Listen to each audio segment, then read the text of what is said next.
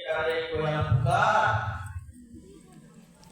अमवा के बाग में करे कोयल पुकार, सब आया मन के मोर बटले जोहा। जय यीशु, जय यीशु, और कड़ी जोर से बात जय यीशु। इतना से दादा कड़म पड़े दादा। तो इनका का विषय ये है, परिवार में माताओं की जिम्मेदारी। परिवार में माताओं की जिम्मेदारी इंद्रा एक जिम्मेदारी पैचुना चरना चालीना कटुकुमना और मंडी खटना आखी मल्ला और पचकी सिंह के बना बाबा सिंह बेटर आना मार के kita akun dulu ada asal kan uki tharda नहीं akun dulu ada asal kan uki tharda। तो हम लोग का विषय है परिवार में माताओं की जिम्मेदारी। तो मैं सबसे पहले आप लोगों से सवाल करूंगा कि परिवार क्या है? परिवार क्या है? परिवार से आप क्या समझते हैं? परिवार किसे कहते हैं?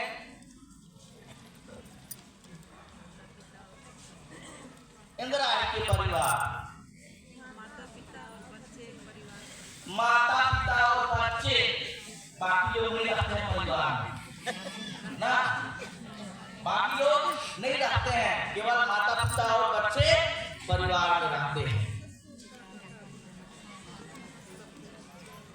क्या है तो परिवार क्या है? परिवार एक समुदाय है। क्या है? परिवार एक समुदाय है जहां दो या दो से अधिक व्यक्ति एक साथ मिलकर के रहते हैं, जहां एक दूसरे का आदर होता है, जहां एक दूसरे का सम्मान होता है, जहां एक दूसरे की बातों को सुना जाता है, एक दूसरे के साथ प्यार किया जाता है, उसे हम क्या कहते हैं? परिवार कहते हैं। उसे हम क्या कहते हैं? परिवार कहते हैं। अब दूसरा सवाल है, परिवार कितने प्रकार के होते हैं? कितने प्रकार के होते हैं? छोटा परिवार और बड़ा परिवार, एकत्रित परिवार मल्ला, छोटा परिवार और बड़ा परिवार,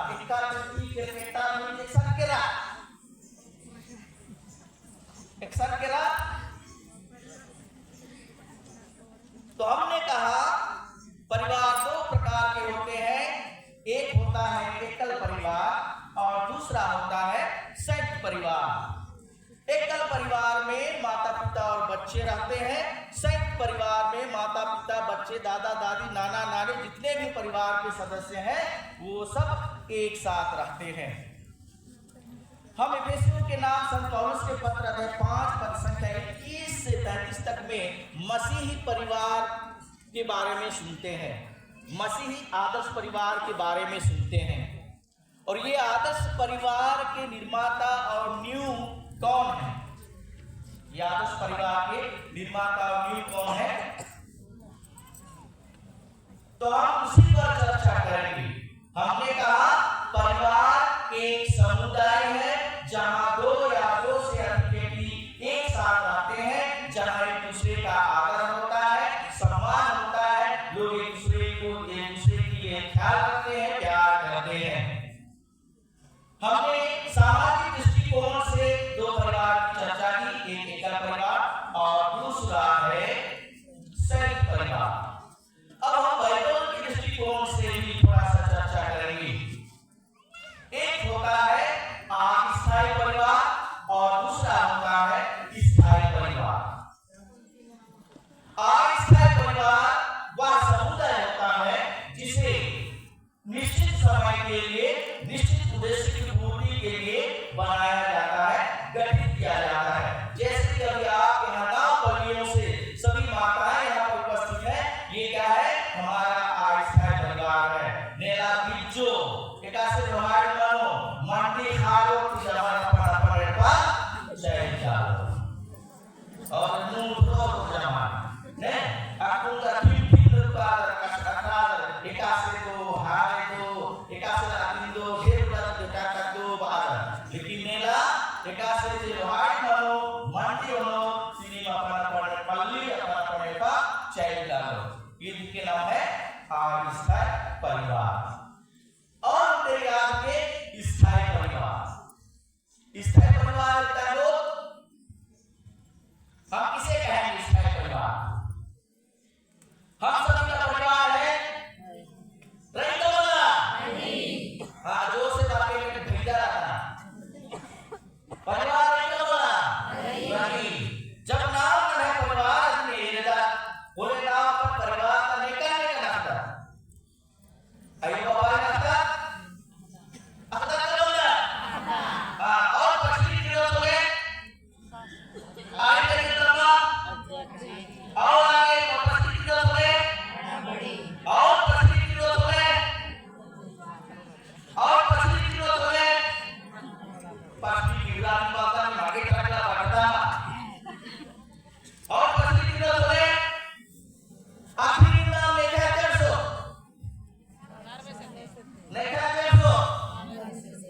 आदम और हेवा लेखा सर आदम और हेवा विद्या सुनना और कभी आप त्यागी काल हुए लेखा सर सो धर्मेश कुशल हम अंत में किसके पास पहुंचेंगे? ईश्वर के पास पहुंचेंगे। और इसलिए जो परिवार ईश्वर के द्वारा निर्मित किया जाता है बनाया जाता है वो क्या है? स्थायी परिवार है।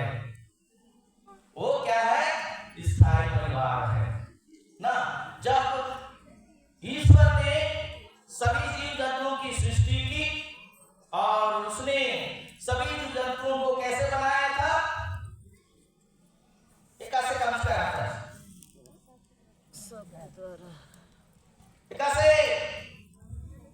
कैसे बनाया था परमेश्वर ने?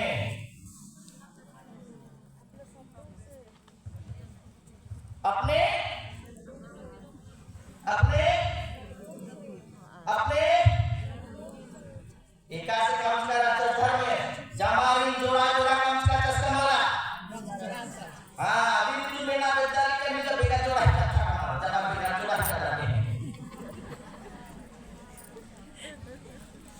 एकासे काम करता परमेश्वर ने बाकी सभी जीव-जंतुओं को जोड़ियों में बनाया था और जब वह अपने द्वारा बनाए गए सभी जीव-जंतुओं को अपने पास बुलाता है लेकर के आता है तो देखता है कि सबके लिए सबके साथ में जोड़े जोड़े में है लेकिन बेचारा आदम पोते कला टुकड़ा से फूट फूट के जिगर आचस धर्मेशी आसी दुख नेरा मा साचस धर्मेश आसी दुख नेरा मा साचस होंगे या सोचस कि मैं इसके लिए एक उपयुक्त सहयोगी बनाऊंगा मैं इसके लिए एक उपयुक्त सहयोगी बनाऊंगा राजस और अपनी आस आदम सिंह बेटा के चस और आदि आदि पसरा की पंद्रा की उनके आली गणचस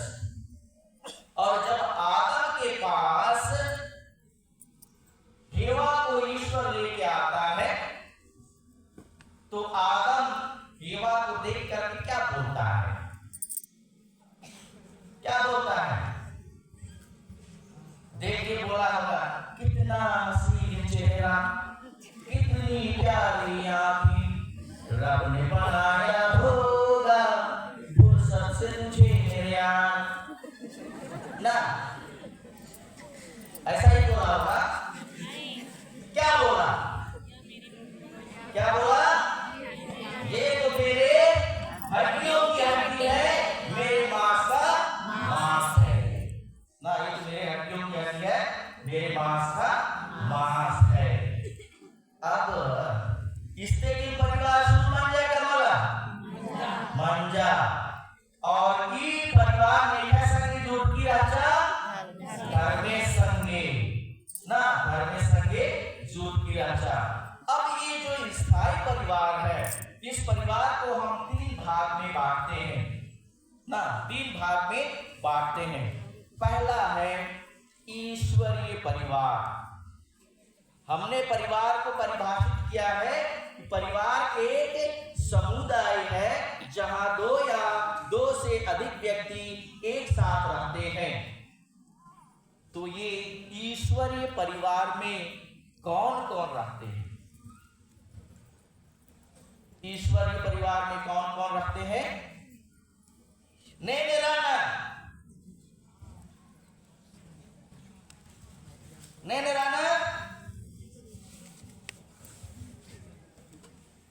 ईश्वरीय परिवार के सदस्य कौन कौन है?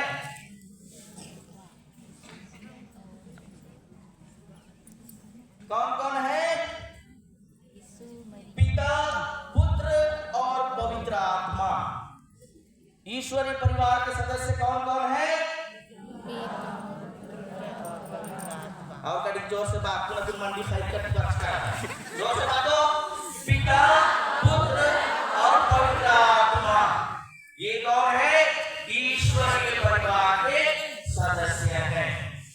कौन है? ईश्वरीय परिवार के सदस्य हैं। इन तीनों के बीच में एकता है कि नहीं है? आदर सम्मान है कि नहीं है? प्यार है कि नहीं है? तीनों एक दूसरे की बातों को सुनते हैं कि नहीं सुनते हैं? सुनते हैं। और ये क्या है? ईश्वरीय परिवार है। दूसरा क्या होगा? दूसरा क्या है? दूसरा है ईश्वरीय मानवीय परिवार। क्या है? ईश्वरीय मानवीय परिवार। और इसमें कौन कौन आएंगे? कौन कौन है इनके सदस्य? कौन कौन है? कौन कौन है इनके सदस्य? कौन कौन है? कौन कौन है? यूसुफ, मरियम और यीशु। ये क्या है? ईश्वरीय मानव परिवार है। इसके सदस्य कौन कौन है? यूसुफ, मरियम और यीशु। ईश्वर ने संसार को इतना प्यार किया कि उसने अपने एकलौते पुत्र को मानव के रूप में मानव के बीच भेजा। और इसलिए यूसुफ और मरियम साधारण मानव थे, लेकिन ईश्वर ने उनके बीच में अपने इकलौते पुत्र को, जो ईश्वर का पुत्र कहलाया, उसको उनके बीच में भेजा। इसलिए यह परिवार क्या कहलाया? ईश्वरीय मानव परिवार कहलाया। क्या कहलाया? ईश्वरीय मानव परिवार कहलाया। अब तीसरा है, तीसरा क्या होगा? जो है मानव परिवार है। क्या है? मानव परिवार है। इसमें कौन कौन होंगे? इसमें कौन कौन होंगे? इसमें माता पिता और बच्चे हैं। ये क्या है? मानव परिवार है। इसमें कौन कौन है? माता पिता और बच्चे हैं। ये मानव परिवार है। ये जो मानव परिवार का रिश्ता है वो किसके साथ जुड़ेगा? ईश्वरीय मानव परिवार के साथ अपना रिश्ता जोड़ेगा। और जो ईश्वरीय मानव परिवार है वो हमको किसके पास लेके जाएगा? ईश्वरीय परिवार के पास लेके जाएगा।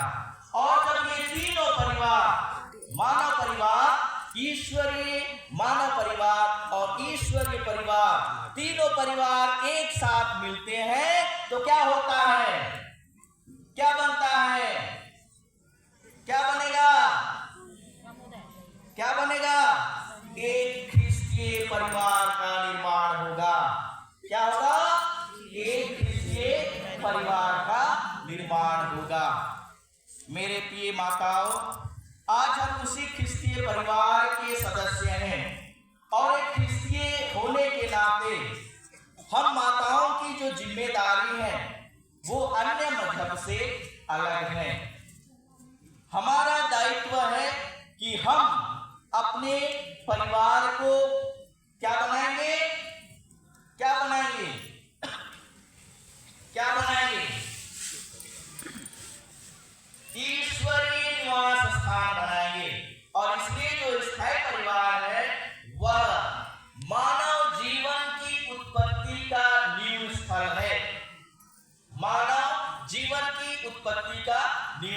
है। और इसलिए तब हम माताओं की जिम्मेदारी है, क्या है, हम माताओं की जिम्मेदारी है कि आप लोगों के लिए, आप लोगों का परिवार ही क्या है, क्या है, बलि वेदी है। आप लोगों का परिवार ही आप लोगों का बलि वेदी है। और इसलिए प्रार्थना के साथ साथ आप लोगों की जो जिम्मेदारियां हैं, एक माँ के रूप में, एक पत्नी के रूप में, एक सामाजिक जीवन के रूप में, उस सभी को आपको ध्यान में रख करके अपने जीवन को आगे बढ़ाना है, आगे लेकर के चलना है।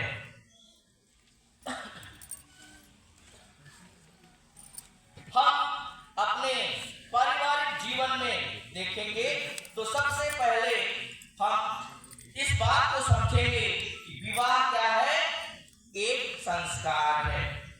विवाह क्या है, एक संस्कार है।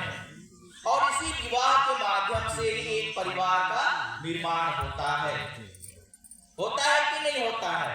होता है। इसी विवाह के माध्यम से ही एक परिवार का निर्माण होता है। विवाह एक संस्कार है। इसका अर्थ क्या है? इसका अर्थ है कि विवाह संस्कार का अर्थ है कि यह हमारे लिए मुक्ति का कारण बनता है। क्या का कारण बनता है? मुक्ति का कारण बनता है। और दो मुख्य उद्देश्य हैं, उसको हम जानेंगे, उसको हम समझने का प्रयास करेंगे। क्या क्या है दो उद्देश्य? विवाह का दो उद्देश्य क्या क्या है? क्या है? पहला उद्देश्य है कि पति और पत्नी को एक दूसरे का क्या बनना है? सहयोगी बनना है, सहारा बनना है, परसा नखनारी, सहयोग नन्नारी, ये पहला उद्देश्य है। दूसरा उद्देश्य है कि ईश्वर के द्वारा प्रदत्त जो संतान है उनके सर्वांगीण विकास के लिए प्रयास करना है।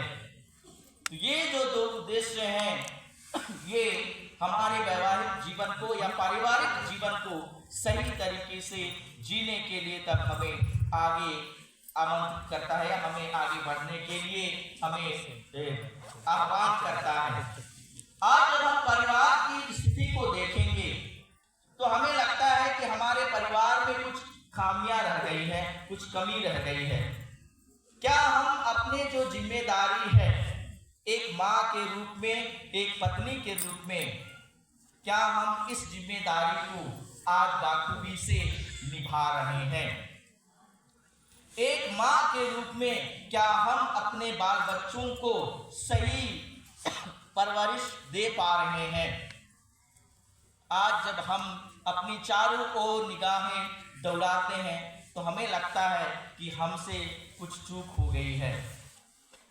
क्या हमने अपने पति पत्नी के बीच में शादी के दिन जो करार किया था, उस करार को क्या आज हम ईमानदारी से निभा रहे हैं?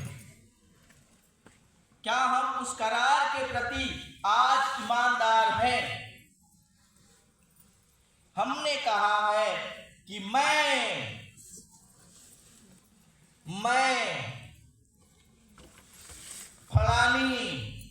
फलाना को अपना पति मानती हूं। जीवन भर सुख और दुख में मैं आपकी आदर करूंगी, आपका सम्मान करूंगी और आपसे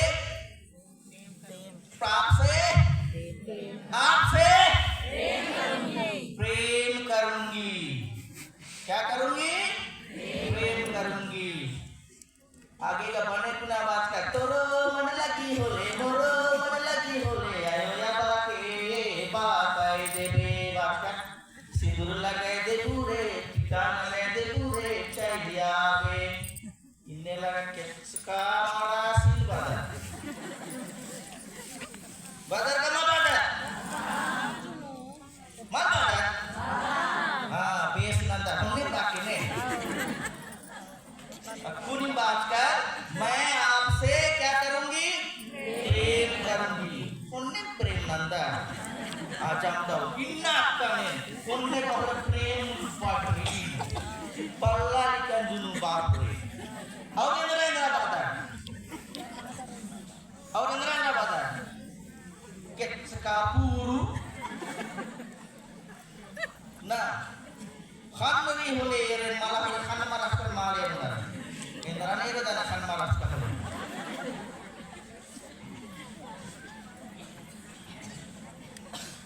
इंद्र महाराज ने सोचा, क्या आज हमने जो प्रतिज्ञा, जो करार हमने ईश्वर के बलि वेदी के सम्मुख, कलीसिया के सम्मुख जो करार किया था, क्या वो करार आज तक उसी तरह बरकरार है? क्या वो करार आज उसी तरह बरकरार है? मत्ती रचित सुसमाचार अध्याय 19 पद संख्या 6 कहता है, जिसे ईश्वर ने जोड़ा है उसे मनुष्य अलग ना करे। इसका मतलब क्या है? आप लोग अपने से जुड़ी पाती नहीं हुए हैं। आपको किसने जोड़ा है? ईश्वर ने जोड़ा है। वो आपकी इच्छा नहीं थी। किसकी इच्छा थी? ईश्वर की इच्छा थी, ताकि आप पति पत्नी एक दूसरे के लिए पूरक बने, पूरु नहीं। क्या बने? आप पति पत्नी एक दूसरे के लिए पूरक बने, और इस पूरक बन करके एक दूसरे की मदद करें, एक दूसरे का सहयोग करें, और परिवार को आगे बढ़ाने में ईश्वर की मदद करें। जो वरदान ईश्वर ने आप लोगों को दिया है, संतति उत्पन्न करने का, संतान उत्पन्न करने का, इतना बड़ा वरदान दुनिया में किसी को नहीं मिला है कि एक मां के द्वारा एक नवजीवन उत्पन्न होता है। इतना बड़ा वरदान ईश्वर ने आपके लिए दिया है। क्या इस वरदान को आज आप सही रूप में पहचान पाए हैं? क्या आप इस वरदान को ईश्वर की ओर से आप करार करते हैं, समय कहते हैं कि ईश्वर की ओर से प्रदत्त संतानों को मैं स्वीकार करूंगी? क्या आज आप इसको देख पाते हैं? अगर हम आज आंकड़ा देखेंगे तो हमें पता चलता है कि 100 में से कम 3 ऐसी माताएं होती हैं जो गर्भपात करती हैं। वो जीवन को जिसे ईश्वर ने आपके लिए दिया था, उसको आप नष्ट करते हैं। आप एक माँ है। माँ की जिम्मेदारी क्या होती है? हम माँ को बोलते हैं माँ करुणामय है का, ममतामय है का, माँ दयामय है। इतना सारा अलंकार और संधि विशेषण लगाते हैं माँ के सामने, लेकिन वही माँ जब क्रूरता के हद तक पहुंचती है, अपने नवजात शिशु को धरती पर लाने से इनकार करती है, तो समझिए ईश्वर उनके साथ क्या करेगा। ईश्वर उनके साथ क्या करेगा। ईश्वर धर्मियों की परख लेता है, लेकिन उतना ही वह विधर्मियों को दंडित भी करता है। अगर हम चाहते हैं कि हमारा जो मातृत्व का वरदान है वो हमारे लिए एक ऐसा वरदान है, जो संतानहीन होते हैं उनसे पूछिए कि इतना बड़ा दुख एक नारी के लिए कितना बड़ा दुख होता है। इसी के साथ में विवाह के 2 विशेषताएं हैं। विवाह की 2 विशेषताएं हैं। पहला है एकता, जिसका अर्थ है कि जीवन भर एक पति और एक पत्नी के साथ ही अपना जीवन व्यतीत करना है। जीवन भर एक पति और एक पत्नी के साथ ही अपने जीवन को यापन करता है। जब आप दोनों एक दूसरे के लिए पूर्ण रूप से समर्पित हो जाते हैं, एक दूसरे को आप पूर्ण रूप से दे देते हैं, तो आपके बीच में किसी तीसरे के लिए कोई जगह नहीं होनी चाहिए। आपके बीच में किसी तीसरे के लिए कोई जगह नहीं होनी चाहिए।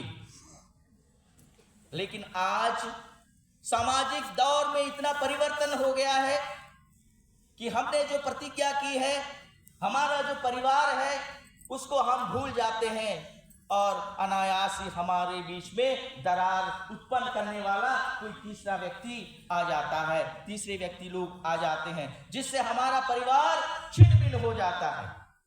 हमारे परिवार में वैमनस्यता आती है, हमें समझ की कमी होती है, हमें प्रेम की कमी होती है, हमें दया की कमी होती है, हमें सेवा की कमी होती है, और यही सब कारण होता है कि परिवार तितर बितर हो जाता है।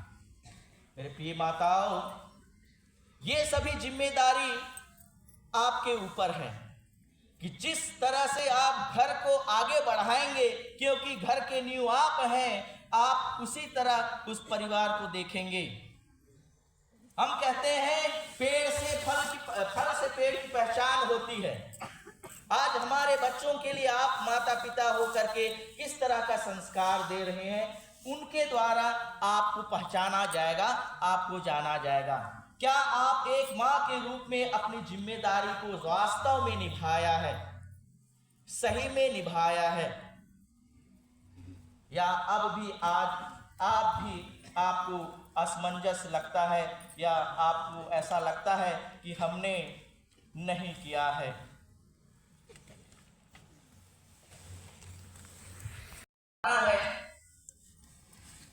शायद आप लोग जानते हैं, परिवार में छिपा हुआ प्यार का रिश्ता, प्यार का रिश्ता, जानते हैं ना? परिवार में छिपा हुआ प्यार का रिश्ता, प्यार का रिश्ता। यीशु ने प्यार किया, मसीह ने प्यार किया मेरे जीवन से। यीशु ने प्यार किया, मसीह ने प्यार किया मेरे जीवन से। माँ बाप में छिपा हुआ प्यार का रिश्ता, प्यार का रिश्ता। माँ बाप में छिपा हुआ प्यार का रिश्ता, प्यार का रिश्ता। यीशु ने प्यार किया, मसीह ने प्यार किया मेरे जीवन से। यीशु ने प्यार किया, मसीह ने प्यार किया मेरे जीवन से। सास बहू में छिपा हुआ प्यार का रिश्ता, प्यार का रिश्ता। सास बहू में छिपा हुआ प्यार का रिश्ता, प्यार का रिश्ता। यीशु ने प्यार किया, मसीह ने प्यार किया मेरे जीवन से। यीशु ने प्यार किया, मसीह ने प्यार किया मेरे जीवन से। गाँव घर में छिपा हुआ प्यार का रिश्ता, प्यार का रिश्ता। गाँव घर में छिपा हुआ प्यार का रिश्ता, प्यार का रिश्ता। यीशु ने प्यार किया, मसीह ने प्यार किया मेरे जीवन से। यीशु ने प्यार किया, मसीह ने प्यार किया मेरे जीवन से।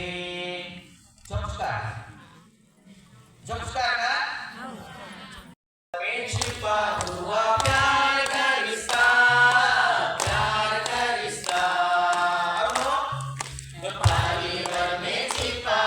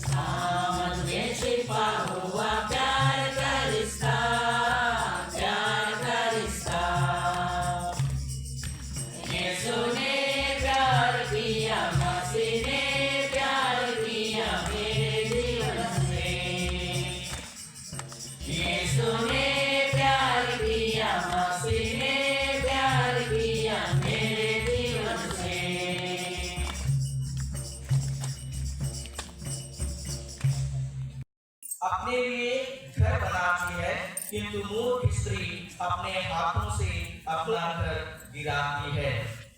आज प्रिय माताओं, हमें मनन चिंतन करने की आवश्यकता है कि जिस घर को हम सजाने के लिए, बनाने के लिए, उसको संवारने के लिए आए हैं, क्या हम उस घर को बर्बाद तो नहीं कर रहे हैं? पति पत्नी के साथ, हमारे बाल बच्चों के साथ कैसा है? क्या हम उनको वही उचित सम्मान, वही आदर, वही प्यार, वही दया, वही क्षमा कर पाते हैं जिसे ईश्वर ने या यीशु ख्रिस्त ने हमें करने के लिए कहा है?